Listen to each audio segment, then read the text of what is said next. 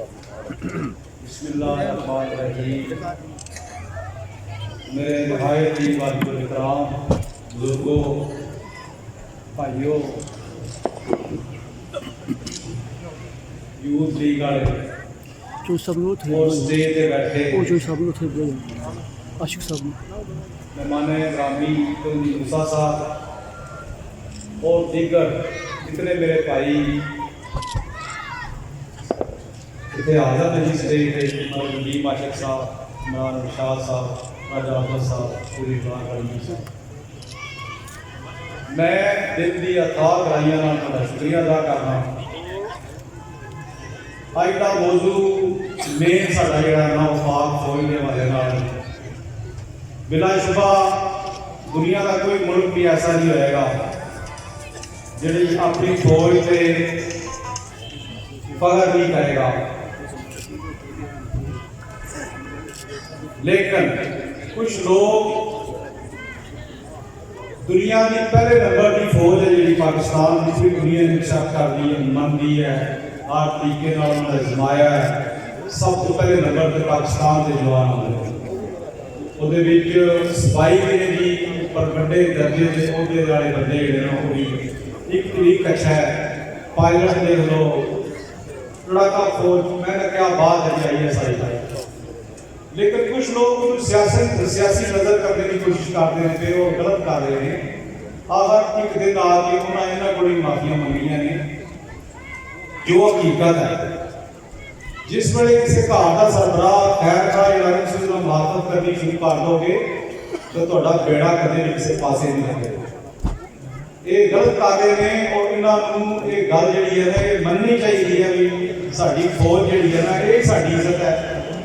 जिस टाइम असी सारे अपने रीता कर लगे होंगे घर में कोई और असी अपने शुगल कर लगे होंगे जलसे कर लगे होंगे ये जवान सारे बार्डर से पहरे देते हैं अपनी जाना के नजराने पेश करते हैं। इन्हों मावां को पूछो जो बच्चे शहीद हुए हैं भी शहादत जी है ना अपने मुल्क वास्ते जी इतना बड़ा है, इतने बड़े जिगर का काम है। जितनी मावां भैन जी ने वो कदे पहली पे आदियाँ ने नाम लैने वास्ते। अगर 20 साल पहले भी बंदा शहीद होया तो मेरे काम अखी जो देखने नहीं होंगे जो बंदे नरम दिल के और अच्छे बंदे खौफे खुदा ने कोई बंदे उन्होंने अखा चुथरू देख के रोन लग ये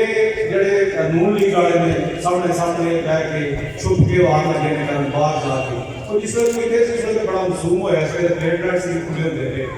किधरे तेरे वो वाइट ब्लड सेल घट जाते हैं सूम पान के माफी मांग के माफी मंगा के बाहर हूँ तो केड़ी वो आ गई पाक फौज में शुरू हुए वापस आके इस मुल्क के लोग गल्लां करो जिहदे विच बोल बंदे तुहानूं समझ रहे मुल्क साडा है किहड़ा है थोड़ा किबला दुरुस्त होवे भी तुसीं इंडिया के नाल लोग गल करदे हो पाकिस्तान के नाल लोग गल करदे। मैं जनाब राजे तहसील पेश करांगा उन्हां MNA को MPA को जिन्हां ने मुल्क की खैर खाई का सबूत दे सके और उन्होंने इस मुल्क की इस पार्टी को इस्तीफे दे सके। उन्हें कहा है कि सानूं ना सियासत चाहिए और ना ये पार्टी जी काम करती लगी सानूं चाहिए। मैं समझना जी वो उन्होंने बंदियां नूं राजे तहसील पेश करना चाहिए और उन्होंने बहुत अच्छा काम किया। दूसरा साडा अपने चौधरी मूसा साहब जिहड़े कि टू यंग ने मैं जिस इलेक्शन लड़िया मेरी उम्र 24 साल सी। उम्र जी है ना वो अगर किसी बंदे 100 साल लीडर बनने की अगली ना है उम्र नाल कोई मेरा ख्याल कोई ऐसा नहीं है। मूसा साहब साडे लीडर ने जी बेशक साडी उम्र इतनी नहीं है ज़्यादा है थोड़ी लेकिन इस वक्त उन्होंने साबित कर छड़िया जितने भी बंदे आज तक M107 जो पुराना सी 71 भी सी हूँ जो आया मौजूदा एक ना तगड़ा और एक ना जरूरतमंद लीडर कोई इंशाअल्लाह ताला M71 के वो MNA होने उसको पहले भी खिदमत वास्ते इसी हाजिर हाँ चौधरी मूसा साहब हाजिर ने। छोटिया मोटिया जी नदीम साहब ने टॉपिक गल की है वो छोटिया मोटिया पार्टी घर छोटिया मोटिया नाराजगियाँ छोटिया मोटिया हो जाएंगे। मैं कोई इतना बड़ा कोई इतना इशू नहीं है ना ही कोई ऐसी प्रॉब्लम है। मैं पहले दिन तो इस पार्टी ना मैं कदे झंडे बदली किए ना मैं कदे अपनी वफावां बदली की अपने घर बह जाना नहीं किसी को चंगी लगती किसी मौज होकर घर बह सकते, लेकिन झंडा मेरा वही है। झंडा मेरा मुस्लिम लीग कहा भी है, साइकिल निशान ना भैया ट्रैक्टर निशान ना भे, झंडा मेरा वही बिल्कुल ना। मैं कोई जेन बना लिया किसी दूसरे झंडे तेरे खिलाउन की, इतने लोगों ने कहा झंडे बंदी कर ले आइए वो अपने आप ये मुझ पे गिरते साडा तो झंडा ही क्या हो जाए कोई साहब का निशान ना बदल फेर नाल साइकिल निशान ना बदल फेर नाल साल ट्रैक्टर निशान ना बदल फेर नाल। मैं इतने अपने बुजुर्ग देखना पाया जी जेडे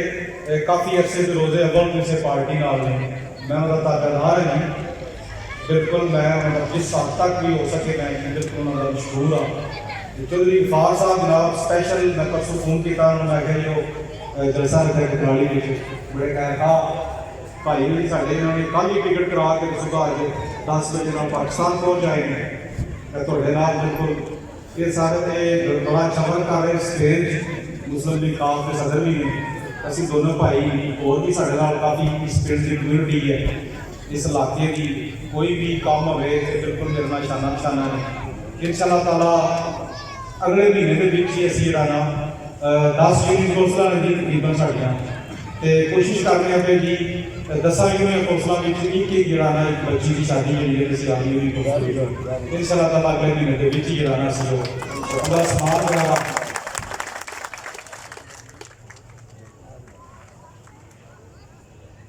दूसरी जनाब चौधरी मूसा साहब की असी बिल्कुल शुक्रगुजार हाँ जिन्होंने इस हल्के की महरूमी जी खामी सी साढ़े खुले दिल ना मनना चाहिए जी असी साढ़े लीडर ने जी बिल्कुल अभी घर वास्ते इतने आए हैं तो मैं अपनी तरफ 22 किलाल जमीन है जी मेरी नगरियाल रोड पे चौधरी बरादरान चौधरी मूसा साहब को सारा गिफ्ट है जी। मेरे बड़े भाई जो मुजफ्फर साहब जी अमरीका चो उन्होंने मैं स्पैशल किया जी तो मेरा अपना भी इरादा है ऐसी जमीन के हवाले इतने उस जमीन कारखाने बाइक नाल शनवारी के बिल्कुल नाल है जी। इंशाअल्लाह ताला जल्द अज जल्द जिस तरह दिल करे हूँ दिल करे तो हूँ जाके नीया कटा करके शुरू कर देते हैं, कोई बिल्कुल किसी किस्म की प्रॉब्लम नहीं। कराड़ी वाला घर भी अपना घर है जी, घेरा भी इन्हों का जी, मैं समझदा जी बिल्कुल और लिया बोल के जिस तरह जी करते जी अपना ਜਿਹੜਾ ਵੀ ਨਾਂ ਇਹਨਾਂ ਰੱਖ ਕੇ ਉਹਦੀ ਬਰਾਬਰ ਨੇ ਜਿਹੜਾ ਵੀ ਨਾ ਤੋਂ ਜਿਹੜਾ ਵੀ ਰੱਖਣੇ ਸਾਨੂੰ ਤਾਂ ਬਿਲਕੁਲ ਨਹੀਂ ਹੋਊਗਾ ਜਿਹੜਾ ਵੀ। ਇਸ ਦੇ ਨਾਲ ਹੀ ਮੈਂ नदीम आशिक साहब बड़े प्यारे भाई ने जी मेरे 2 साल ऐसे भी बड़ी इन्होंने मेहनत की थोड़े सामने नजर आ रहा है। ऐसे स्टेज पे हो के इन्होंने मुस्लिम लीग काफ का इन्होंने ऐलान किया पहले पीपल्स पार्टी के कैंडिडेट से मैं सारे नाल बड़ा तय दिल से शुक्रगुजार हाँ जिन्होंने मेरे नाल हो के मेरा कद बढ़ाया।